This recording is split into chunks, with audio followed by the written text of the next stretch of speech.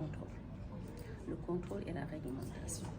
Donc, pour contrôler, on autorise d'abord la pratique. Quand quelqu'un veut utiliser une source radioactive, une source de rayonnement ionisant de manière générale, la personne est obligée de, par la loi et la réglementation, de venir demander l'autorisation de l'ARSN. Donc, si un hôpital a un service de radiothérapie, si par exemple ça se fait avec une source radioactive, la personne, donc le directeur, la personne morale de l'établissement va venir à l'ARSN pour demander une autorisation d'importation de la source. Donc nous autorisons l'importation. Une fois cette importation faite, nous allons autoriser maintenant la pratique.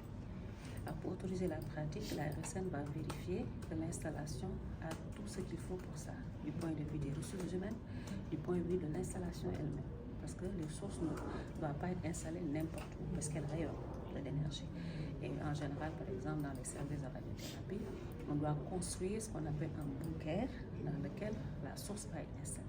Et l'ARSN va être impliquée dans la construction même donc, de ce bunker-là.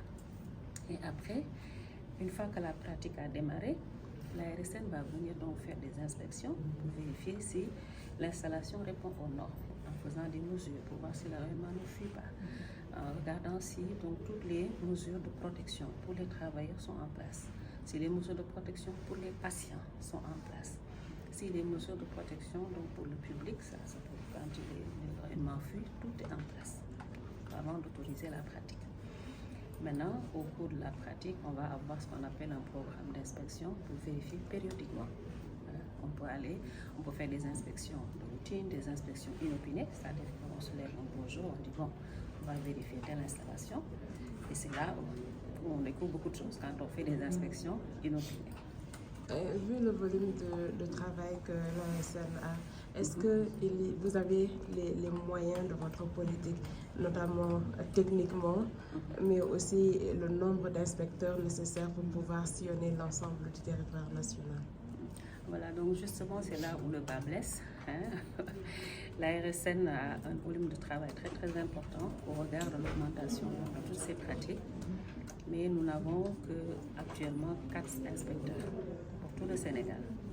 Donc c'est vraiment très très faible. Et donc on a vraiment besoin d'un renforcement de capacité pour pouvoir suivre cette évolution assez rapide donc, des applications au niveau du Sénégal.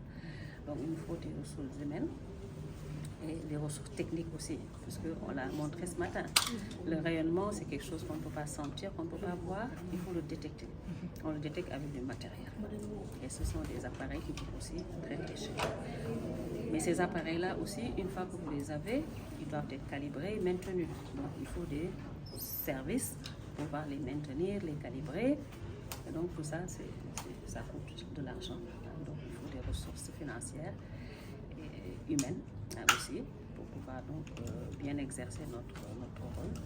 Et là vraiment on gagnerait si vraiment on veut aller donc dans cette augmentation donc de ces technologies, mais surtout qu'on a vu que tout récemment le Sénégal a exprimé un peu la possibilité d'intégrer le nucléaire dans le mix énergétique du Sénégal. Et là ce serait une autre étape pour le Sénégal, une étape qui va demander beaucoup de ressources humaines, aussi bien donc pour ceux qui vont faire fonctionner ces centrales-là, que du point de vue de l'autorité réglementaire.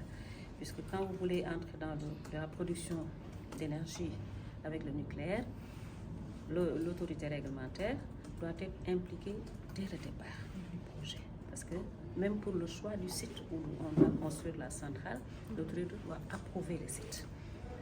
Et donc le choix du site, tout le processus pour y aller, la construction, jusqu'à donc l'installation, le démarrage, voilà.